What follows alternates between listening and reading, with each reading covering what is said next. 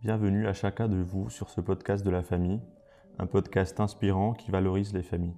Ce podcast vous est proposé par la Confédération nationale des AFC. On reçoit aujourd'hui Louis Bouffard. Bonjour Louis. Bonjour. Et on va toucher des thèmes comme le handicap, la famille, le deuil. Avant tout, je vais présenter donc Louis Bouffard. Il a 25 ans, il est atteint de la myopathie de Duchenne, qui est une maladie génétique qui touche les muscles. Il est en fauteuil roulant depuis ses 10 ans. Voilà. Malgré sa maladie, Louis a fait des études de droit à la Sorbonne. Il est maintenant conférencier et écrivain. Il est également porte-parole des AFC sur la fin de vie. Bref, la liste est longue. Louis, tu as écrit un livre intitulé « Un cœur joyeux ». Qu'est-ce qui fait que malgré toutes les épreuves, le deuil, le handicap, ton cœur reste joyeux? Oui, je suis joyeux.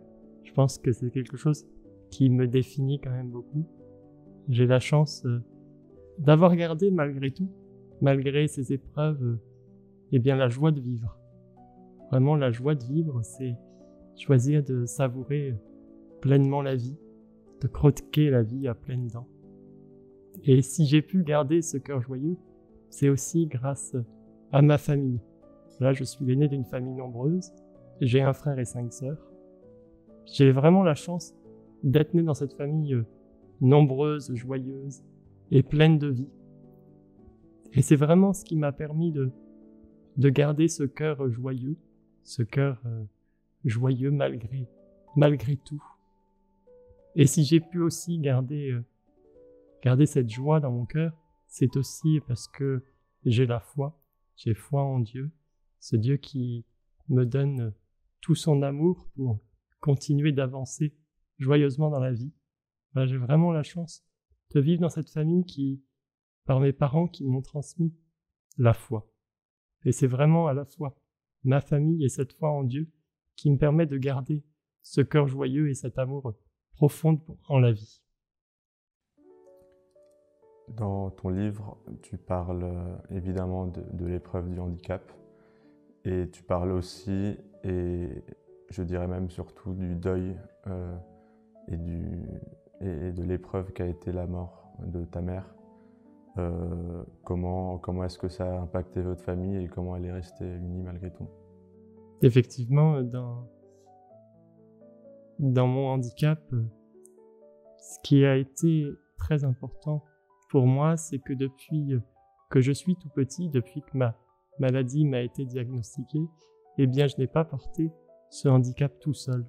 Je l'ai porté vraiment avec tous les membres de ma famille, avec mes parents, qui m'ont vraiment soutenu, qui ont vraiment été toujours à mes côtés pour continuer à vivre alors que je perdais progressivement l'usage de mes jambes pour marcher, que depuis l'âge de 13 ans, j'ai besoin de l'aide pour me nourrir. Et puis, par exemple, quand j'ai eu 17 ans, j'ai perdu l'usage de ma main gauche pour écrire. C'est un petit peu le comble pour un écrivain de ne pas pouvoir écrire, mais heureusement, avec l'ordinateur, je peux continuer à écrire. Mais c'est vrai que j'ai eu cette chance de pouvoir vivre ma maladie en n'étant pas seul, en n'étant pas isolé. J'ai vraiment jamais connu cet isolement en famille. En fait, on était tellement nombreux. Mais il y a eu je pense que quand on est enfant, c'est vrai pour mes frères et sœurs, on a plus de facilité à accepter la différence du handicap. C'est vrai que le handicap peut faire peur, mais dès qu'on y est habitué, dès le plus jeune âge, finalement, ça fait partie de notre vie. Ça nous montre qu'en fait, on est tous fragiles quelque part. On est tous vulnérables.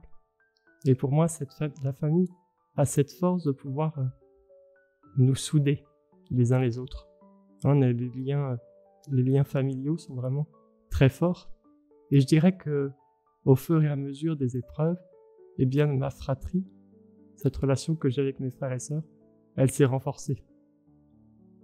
Et pour la dernière épreuve que nous avons traversée, l'épreuve de la mort de maman, a été effectivement un grand tremblement de terre pour notre famille, mais elle elle nous a renforcés. Elle n'a pas abîmé les liens familiaux, elle nous a au contraire renforcés.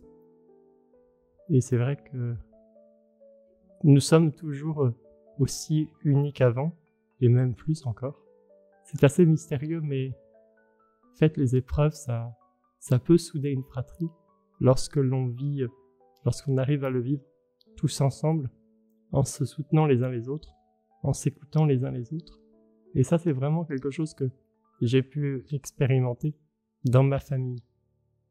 Voilà, ce profond, ce grand amour que l'on a les uns pour les autres, c'est vraiment cela qui nous permet de tenir, en fait. Et comment a été la période de transition depuis que tu as quitté le foyer familial et tu es venu dans un foyer parisien pour commencer tes études? Et en fait, oui, quand j'ai passé le bac, après j'ai décidé de monter à Paris pour faire mes études. Et du coup, me détacher un peu de ma famille, même si je rentre tous les week-ends chez moi.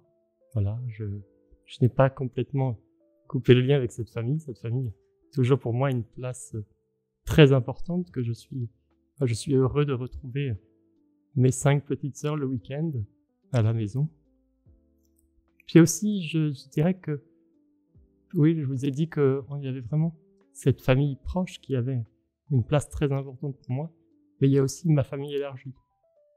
Je pense notamment à toutes mes tantes qui habitent en région parisienne et qui viennent chacune leur tour 2 ou 4 heures par semaine pour être à mes côtés. Voilà, parce qu'en fait, j'ai vraiment voulu distinguer au quotidien entre les aides plus techniques qui sont faites par des auxiliaires de vie, comme me lever, m'habiller ou manger, et les temps où c'est plus être de la présence à mes côtés. Donc j'ai la joie en fait de pouvoir compter sur ma famille, même élargie. Et ça c'est vraiment ce qui fait ma joie aussi, c'est de pouvoir compter sur cette famille qui est soudée. Tu parles dans ton livre d'une famille, donc à cause du travail de ton père, qui a dû beaucoup bouger en France. Vous avez traversé beaucoup d'écoles, de lycées, de collèges. Et tu disais que les camarades passaient, mais la famille restait toujours là. Est-ce que tu penses que cette manière de vivre a effectivement aussi renforcé cette union dont tu parles? Cette itinérance familiale nous a vraiment rapprochés parce que, oui, effectivement, les amis changeaient, mais la famille demeurait. C'était vraiment, ma famille était ce tout, ce cocon familial dans lequel on était heureux et épanoui, mais on était très nombreux. C'est ce qui est extraordinaire avec les familles nombreuses, c'est que les plus âgés aident les plus jeunes, ça s'entraide. C'est là où on apprend aussi, eh bien, la vie.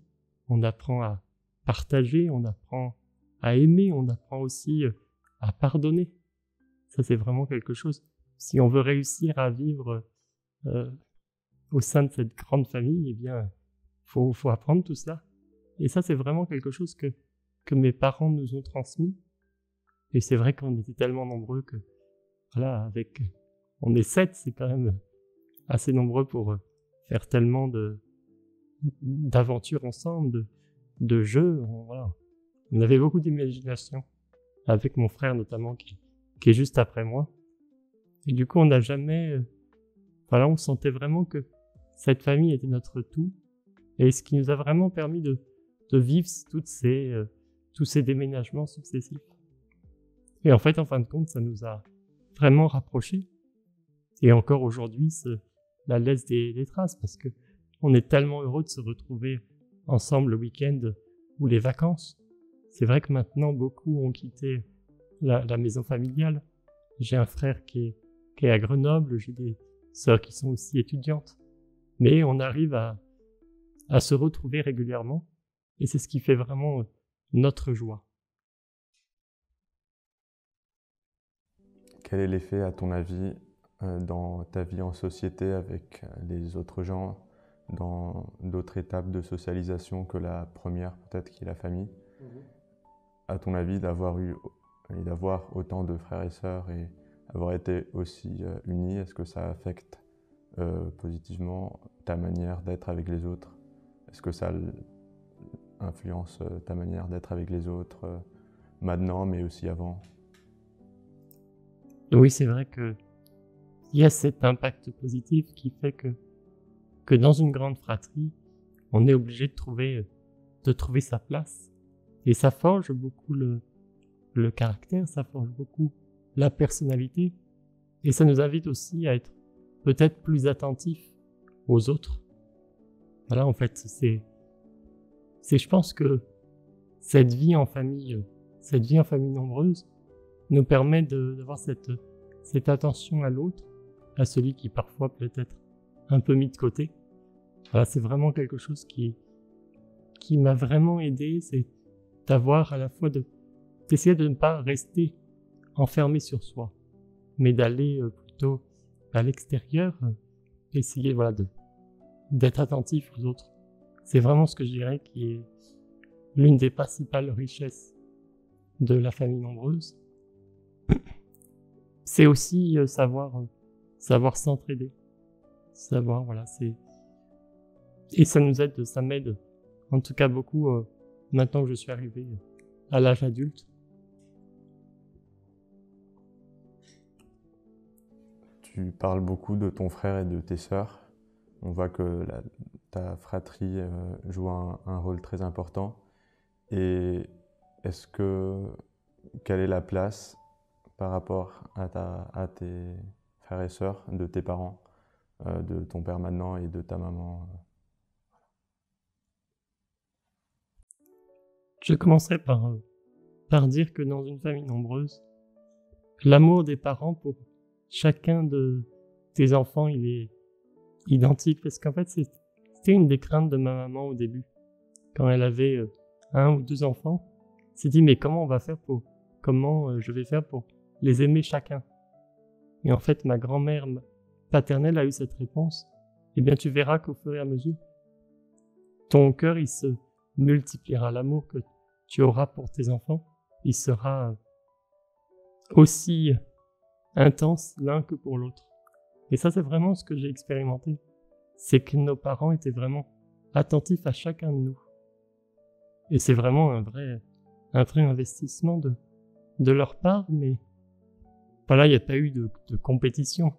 On ne disait pas, oh, toi tu es plus aimé que papa et puis l'autre un peu moins. Non, en fait, on était vraiment aimés de la même manière. Enfin, pas de la même manière, mais de cette même intensité. Mais cet amour qui était vraiment personnel pour chacun. Et en fait, c'est vraiment cet amour de mes parents qui nous a vraiment mis dans cette relation de confiance.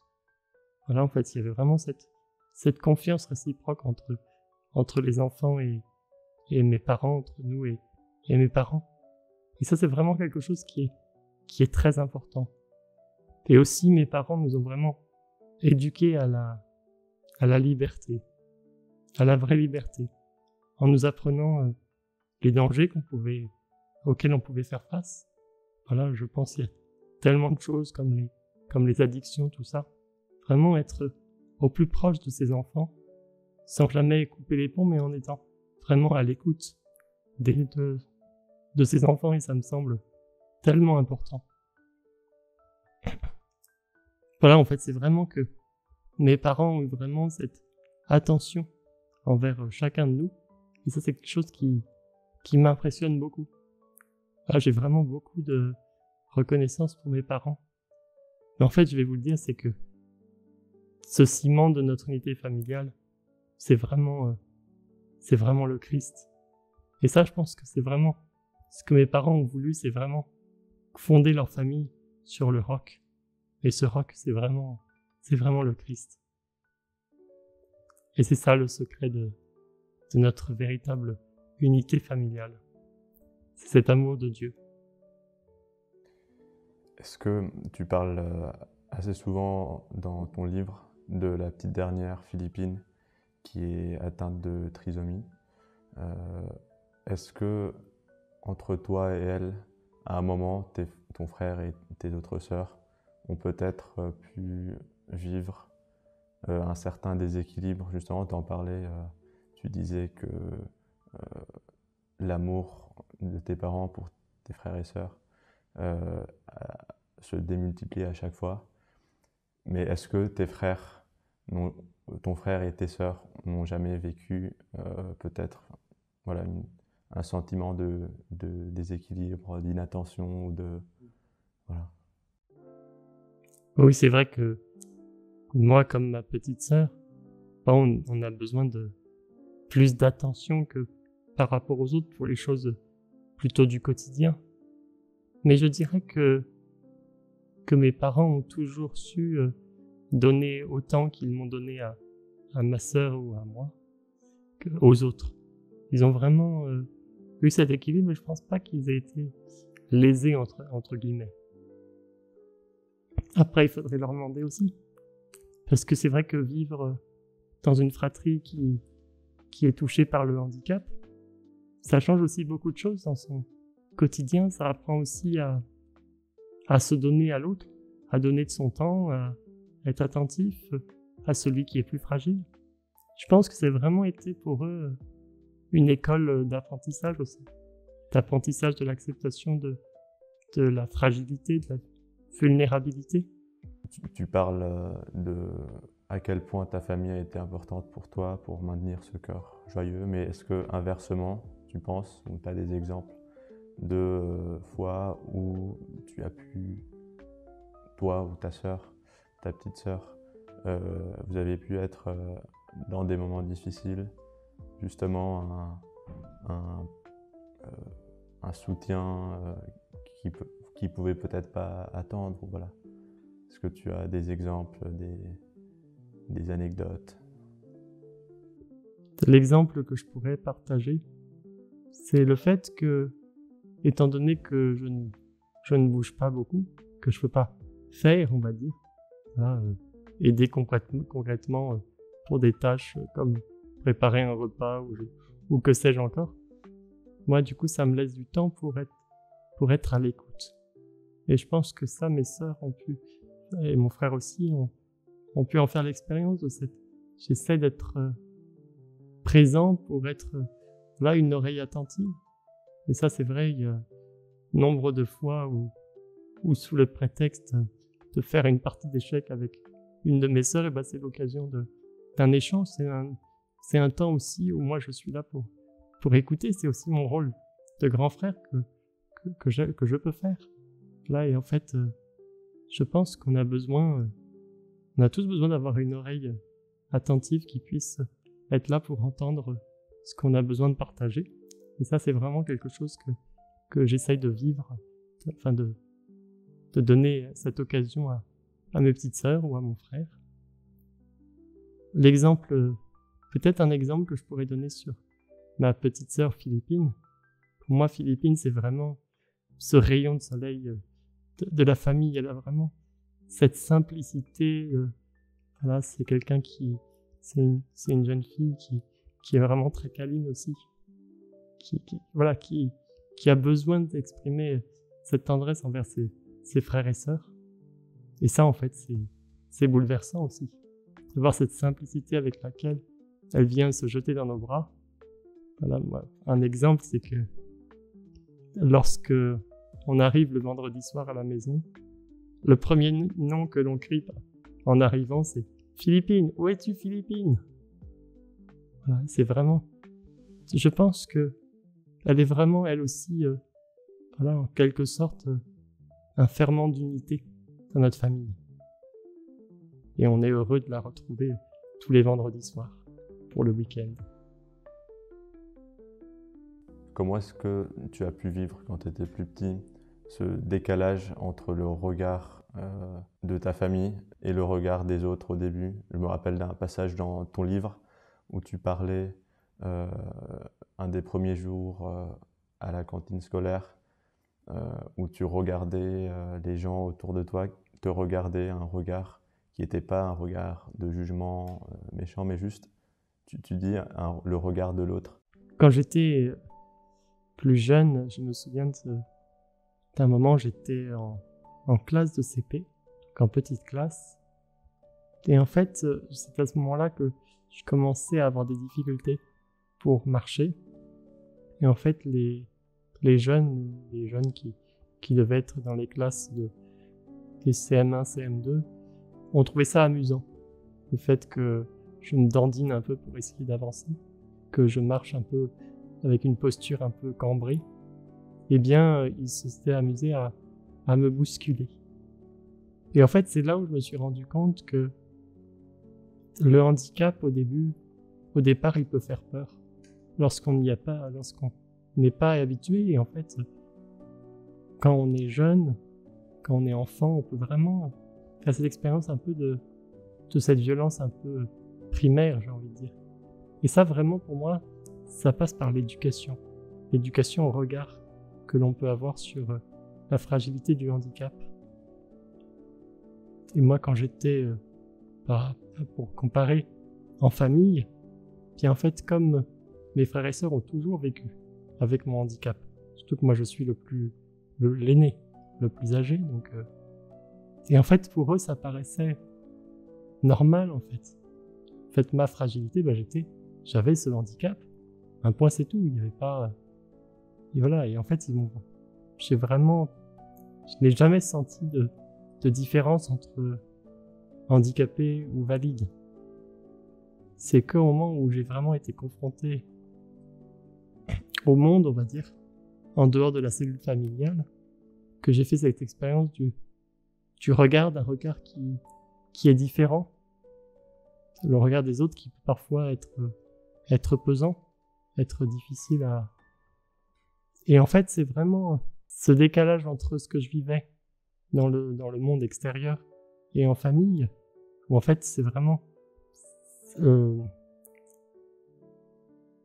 fait, le regard que mes frères et sœurs portent sur mon handicap, ça m'a vraiment permis d'avoir confiance en moi et de pouvoir affronter, supporter ce regard des autres.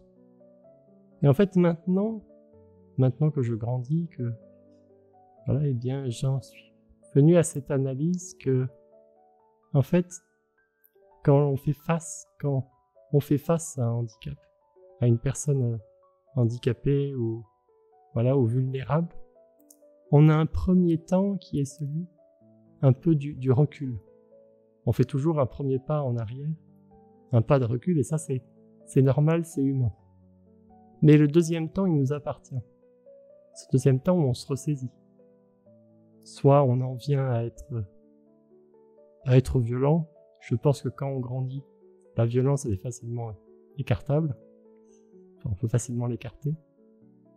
Parce qu'on n'est pas violent naturellement envers quelqu'un de fragile. Quoique, on ne sait jamais. Et il y a vraiment ce choix donc entre la violence, entre le regard de pitié, le regard de peur. Parce que pour moi, le regard de pitié, il est quand même prisonnier de la peur. C'est pour ça que j'évoque la peur. C'est que ça, pour le coup, on peut choisir de ressentir de la pitié. Dire le pauvre, j'aimerais pas vivre ce qu'il vit, j'aimerais pas être à sa place, évitons de nous approcher trop proche de lui. Et puis enfin, il y a le dernier regard, qui est le regard de compassion. En fait, c'est-à-dire que la personne qui éprouve a ce regard de compassion, elle va sortir de sa zone de confort, sortir d'elle-même pour aller à la rencontre de l'autre. Et ça, c'est vraiment ce regard-là de compassion que j'ai toujours vécu en famille. Et hélas, pas du tout, pas de manière habituelle, on va dire, dans le monde extérieur. Oui, avec toutes tes missions actuelles, comment est-ce que tu te projettes dans l'avenir ? C'est une question qui n'est pas simple, mais je vais tâcher d'y répondre. Aujourd'hui, il y a plein de choses qui remplissent ma vie. Pour moi, c'est une joie d'avoir toutes ces missions, toutes ces casquettes différentes. Mais la question, au fond, que je me pose, et c'est une vraie interrogation, à l'âge où je suis, à 25 ans, début de la vie professionnelle, voilà, c'est cette manière de pour moi, je poserais la question de la vocation comme la manière suivante. D'autant plus si on est un jeune chrétien d'aujourd'hui. La question de la vocation, finalement, c'est de savoir comment se donner. C'est dans quel état de vie je vais pouvoir m'épanouir pleinement, être heureux et avoir cette place. Parce qu'en fait, ce qui me semble important, c'est qu'on est tous appelés à se donner d'une manière ou d'une autre. Voilà, par exemple, je pense, nous, il y a deux grands types de vocations qu'on connaît, c'est la vie religieuse ou la vie du mariage. Et ça, pour moi, c'est des vraies questions que je me pose. C'est parce que je suis dans cette situation que je vis le handicap, que toutes ces questions, je ne me les pose pas. Voilà, je reste un jeune, comme tous les jeunes qui se posent cette question. Et si au départ, cette question peut paraître pour moi un peu difficile, un peu douloureuse, je me pose la question beaucoup ces dernières années, je me posais la question du mariage. Maintenant, peut-être un peu moins, j'essaye vraiment dans la prière aussi, de discerner ce à quoi Dieu m'appelle. Ce qui est certain, c'est qu'aujourd'hui, Dieu, il m'appelle à témoigner, à aller à la rencontre des autres pour transmettre tout ce que j'ai reçu. Tout ce que j'ai reçu de mes parents, tout ce que j'ai reçu du Seigneur aussi. Cette foi qui me fait vivre. Et en fait, au quotidien, moi, ce qui me fait vivre, c'est, comme je le disais, c'est la présence de ma famille, l'importance aussi, ça on en a pas parlé beaucoup, mais de mes amis. J'ai la chance de pouvoir aussi compter sur mes amis qui ont une place très importante dans ma vie. Voilà, il y a aussi cette relation avec le Seigneur qui passe dans la prière. Ça, c'est vraiment quelque chose. Donc aujourd'hui, c'est un petit peu... En fait, l'idée, comment je me projette, c'est en essayant chaque jour de grandir davantage. C'est un petit peu ce que je dis aux jeunes et aux moins jeunes dans mes conférences et mes interventions. C'est qu'en fait, ma maladie m'a amené à comprendre le sens de notre vie sur la Terre. C'est vraiment l'apprentissage, c'est apprendre à aimer et à être aimé, à donner, à se donner et à recevoir. Et vraiment, il faut bien toute une vie pour apprendre tout cela pleinement en fait. Et je me dis, comme chacun, je suis encore en chemin. Donc voilà, pour moi, même si la vie n'est pas toujours simple, pour moi la vie elle est belle et j'essaye de me réjouir des joies simples du quotidien et de profiter pleinement de l'instant présent. Quant à l'avenir, il n'est pas encore écrit. Bon, Louis, on arrive au terme de notre discussion. Est-ce qu'il y a quelque chose que tu voudrais ajouter ou un message que tu voudrais faire passer à tous nos auditeurs? Oui, ce que j'aimerais dire pour terminer ce bel échange que nous avons eu, c'est vraiment pour moi que la famille, elle est vraiment au centre de ma vie. Et donc, de cette même manière, je pense que la famille, elle est vraiment cette cellule de base, cette cellule vitale de la société. Et si aujourd'hui, notre société ne va pas très bien, c'est, je pense, parce qu'on a perdu le sens de la famille. Et je pense que tant qu'on n'aura pas dit haut et fort combien la famille est ce lieu vraiment de construction de l'enfant, où l'enfant, il apprend à aimer, il apprend à partager, il apprend à pardonner. Et je pense que faut vraiment qu'on retrouve cette importance de la famille comme le lieu de la transmission aussi, le lieu de l'éducation, le lieu du partage. Et il faut vraiment qu'on arrive ensemble à retrouver cette importance de nos racines familiales. Parce qu'on ne vient pas de nulle part. On est vraiment enraciné dans une famille. Merci beaucoup Louis pour ce formidable témoignage. Vous pourrez retrouver ce podcast sur les plateformes Spotify et SoundCloud et sur le site afc-france.org. Encore un grand merci et à bientôt.